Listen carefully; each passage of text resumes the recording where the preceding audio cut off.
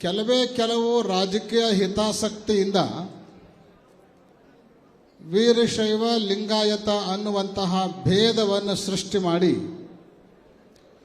ಈ ಸಮುದಾಯವನ್ನು ಇಬ್ಬಾಗ ಮಾಡಿ ತಮ್ಮ ರಾಜಕೀಯ ಬೇಳೆಯನ್ನು ಬೇಯಿಸಿಕೊಳ್ಬೇಕು ಅಂತ ಯಾವಾಗ ಪ್ರಯತ್ನವನ್ನು ಮಾಡಿದರೋ ಆ ಸಮಯದಲ್ಲಿ ಕಲ್ಲು ಬಂಡೆಯಂತೆ ಗಟ್ಟಿಯಾಗಿ ನಿಂತಿರುವಂಥ ಕೀರ್ತಿ ಅದು ಡಾಕ್ಟರ್ ಶಾಮನೂರು ಶಿವಶಂಕರಪ್ಪನವರಿಗೆ ಸಲ್ಲಬೇಕಾಗಿರುವಂಥದ್ದು. ನಾವು ಬಹಳಷ್ಟು ಸಂದರ್ಭಗಳಲ್ಲಿ ಹೇಳಿರುವಂಥದ್ದು ಉಂಟು. ಆ ಸಮಯದಲ್ಲಿ ಶಾಮನೂರು ಶಿವಶಂಕರಪ್ಪನವರ ಬದಲಾಗಿ ಬೇರೆ ಯಾರಾದರೂ ಇದ್ದರು ಅಂದ್ರೆ ನಮ್ಮ ಸಮಾಜ ಇಷ್ಟೊತ್ತಿಗೆ ಇಬ್ಬಾಗಿ ಹೋಗೋ ಪರಿಸ್ಥಿತಿಗೆ ಬಂದ್ಬಿಡ್ತಿತ್ತು. ಶಾಮನೂರು ಶಿವಶಂಕರಪ್ಪನವರು ಇದ್ದರು ಅನ್ನೋ ಕಾರಣಕ್ಕೆ ಇವತ್ತಿಗೂ ಈ ಸಮಾಜ ಗಟ್ಟಿಯಾಗಿ ಉಳಿದುಕೊಂಡಿದೆ ಅನ್ನೋದನ್ನು ನಾವು ಬಹಳಷ್ಟು ಸಂದರ್ಭಗಳಲ್ಲಿ ಹೇಳಿರುವಂಥದ್ದು. ಇದೇ ಸಂದರ್ಭದಲ್ಲಿ ಮತ್ತೊಂದು ಮಾತನ್ನು ನಾವು ನೆನಪಿಸ್ಕೊಳ್ಬೇಕು. ಆವಾಗ ಅವ್ರು ಹೇಳಿದ್ದು ಏನು ಅಂದರೆ, ನನಗೆ ರಾಜಕೀಯ ಮುಖ್ಯ ಅಲ್ಲ, ಪಕ್ಷ ಪಾರ್ಟಿನೂ ಮುಖ್ಯ ಅಲ್ಲ, ಪ್ರಸಂಗ ಬಂದರೆ ರಾಜಕೀಯದಿಂದ ನಿವೃತ್ತಿ ಹೊಂತೇನೆ ಹೊರತು ಸಮಾಜವನ್ನು ಇಬ್ಬಾಗ ಆಗಲಿಕ್ಕೆ ಬಿಡೋದಿಲ್ಲ ಅನ್ನುವಂಥ ಮಾತನ್ನು ಶಾಮನೂರು ಶಿವಶಂಕರಪ್ಪನವರು ಹೇಳಿರುವಂಥದ್ದು. ಒಂದು ಕಡೆಗೆ ಸಾಮಾಜಿಕ ಹೋರಾಟ ನಡೆದರೆ ಅದೇ ಸಮಯದಲ್ಲಿ ಕಾನೂನಿನ ಹೋರಾಟವೂ ಕೂಡ ನಡೀತು. ನಿಮಗೆಲ್ಲ ಗೊತ್ತಿರಬೇಕು, ಆ ಕಾನೂನಿನ ಹೋರಾಟದಲ್ಲಿ ಪಾಲ್ಗೊಂಡವರು ಕೂಡ ಬೇರೆ ಯಾರೂ ಅಲ್ಲ, ಇದೇ ದಾವಣಗೆರೆ ಜಿಲ್ಲೆಯ ಹರಪನಹಳ್ಳಿ ತಾಲೂಕಿನ ಚಿಗಟೇರಿಯ ಗಂಗಾಧರ ಗುರುಮಠ್ರು ಅನ್ನುವಂಥವ್ರು ಕಾನೂನು ಹೋರಾಟವನ್ನು ಮಾಡಿ ಈ ಸಮಾಜವನ್ನು ಗಟ್ಟಿಗೊಳಿಸಲಿಕ್ಕೆ ಪ್ರಯತ್ನ ಮಾಡಿರುವಂಥದ್ದನ್ನು ನಾವು ಈ ಅಧಿವೇಶನದಲ್ಲಿ ನೆನಪಿಸಿಕೊಳ್ಬೇಕು. ಹೀಗೆ ಕಾಲಕ್ಕೆ ಸಮಾಜವನ್ನು ಗಟ್ಟಿಗೊಳಿಸುವಂಥ ನಿಟ್ಟಿನಲ್ಲಿ ಮಹಾಸಭೆ ದಿಟ್ಟವಾದ ಹೆಜ್ಜೆಯನ್ನು ಇಟ್ಟಿದೆ. ಇತ್ತೀಚೆಗೆ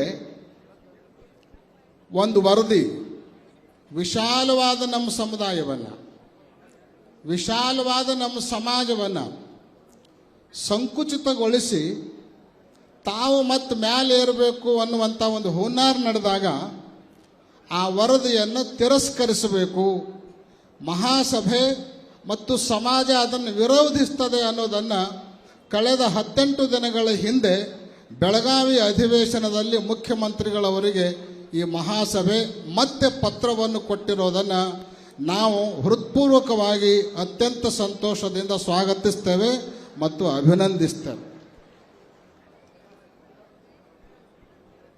ಈ ಸಂದರ್ಭದಲ್ಲಿ ನಾವು ನೆನಪಿಸಿಕೊಳ್ಳಿಕ್ಕೆ ಬಯಸ್ತೀವಿ. ಏನು ಅಂತ ಕೇಳಿದರೆ, ಸರ್ಕಾರ ಈ ಸಮಾಜವನ್ನು ಕಡೆಗಣಿಸಬಾರದು, ಈ ಸಮುದಾಯವನ್ನು ಕಡೆಗಣಿಸಬಾರದು.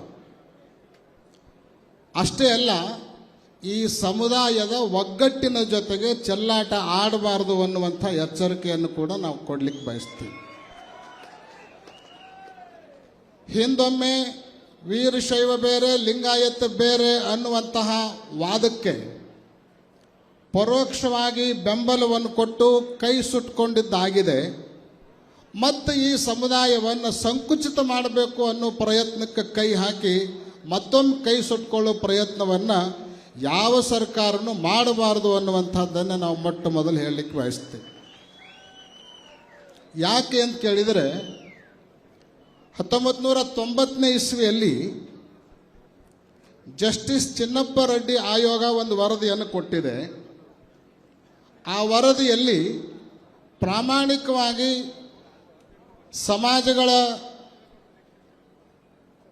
ಒಂದು ಅಧ್ಯಯನವನ್ನು ನಡೆಸಿ ಅಲ್ಲಿ ಹೇಳಿರುವಂತಹದ್ದು ಏನು ಅಂದರೆ, ಕರ್ನಾಟಕ ರಾಜ್ಯದಲ್ಲಿ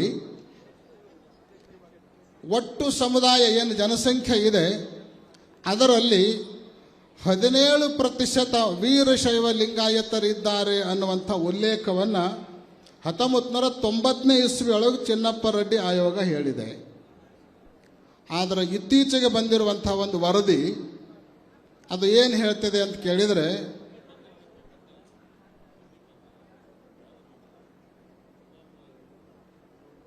ಆದರೆ ಆ ವರದಿ ಬಗ್ಗೆ ಕೆಲವು ಕಲ್ಪನೆಗಳು ಮಾಧ್ಯಮಗಳು ಹೇಳಿರುವಂತಹದ್ದು ಆಗಿರಬಹುದು ಅಥವಾ ಜನರಲ್ಲಿ ಮಾತಿನಲ್ಲಿ ಹೊರಬಂದಿರುವಂಥದ್ದಾಗಿರ್ಬೋದು.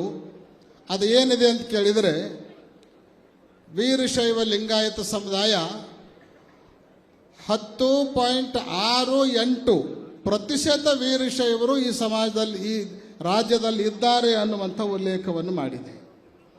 ಅಂದರೆ 35 ವರ್ಷಗಳ ನಂತರ ಬೆಳವಣಿಗೆ ಆಗಬೇಕಾಗಿರುವಂಥ ಈ ಸಮುದಾಯ 17%ದಿಂದ 10%ಕ್ಕೆ ಬಂದು ನಿಂತಿದೆ. ಅಂದರೆ ಆ ವರದಿ ಬಗ್ಗೆ ನಾವು ಪ್ರಶ್ನೆ ಚಿಹ್ನೆಯನ್ನು ಎತ್ತಬೇಕೋ ಎತ್ತಬಾರ್ದು ಅನ್ನುವಂಥದ್ದನ್ನು ಇವತ್ತು ಸಮಾಜ ಚಿಂತನೆ ಮಾಡಬೇಕಾಗಿರುವಂಥದ್ದು.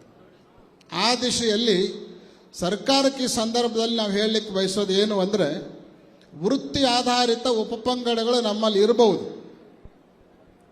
ಆದರೆ ಆ ಉಪಪಂಗಡಗಳನ್ನೇ ಒಂದು ಜಾತಿ ಅಂತ ಸೃಷ್ಟಿಸಿ ಅವುಗಳ ಆಧಾರದ ಮೇಲೆ ಜಾತಿ ಗಣತಿಯನ್ನು ಮಾಡಲಾರ್ದೇನೆ ಅನುಸರಿಸುವಂಥ ಧರ್ಮವನ್ನು ಆಧಾರವಾಗಿಟ್ಕೊಂಡು ಜಾತಿಯನ್ನು ಗಣತಿ ಮಾಡಿದಾಗ ವೀರಶೈವ ಸಂಖ್ಯೆ ಅದು 2 ಕೋಟಿಗಿಂತಲೂ ಹೆಚ್ಚಾಗತ್ತೆ ಅನ್ನುವಂಥದ್ದು ನಿಸ್ಸಂದೇಹ ಅನ್ನುವಂಥ ಮಾತನ್ನು ನಾವು ಈ ವೇದಿಕೆಯ ಮೂಲಕ ಹೇಳಲಿಕ್ಕೆ ವಿಡಿಯೋ ನಿಮಗೆ ಇಷ್ಟವಾದಲ್ಲಿ ಲೈಕ್ ಮಾಡಿ, ಶೇರ್ ಮಾಡಿ, ಸಬ್ಸ್ಕ್ರೈಬ್ ಮಾಡಿ.